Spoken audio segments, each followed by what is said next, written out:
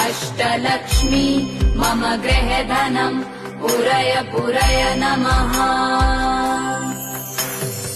ॐ ह्रीं श्रीं क्रीं श्रीं कुबेराय अष्टलक्ष्मी मम गृहधनं पुरय पुरय नमः।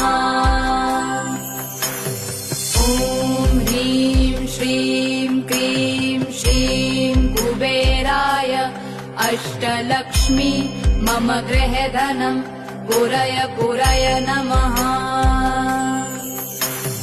ॐ ह्रीं श्रीं क्रीं श्रीं कुबेराय अष्टलक्ष्मी मम गृहधनं पुरय पुरय नमः।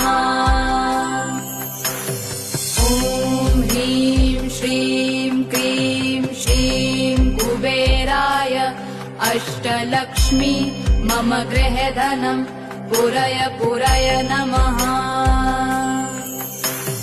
ॐ ह्रीं श्रीं क्रीं श्रीं कुबेराय अष्टलक्ष्मी मम गृहधनं पुरय पुरय नमः।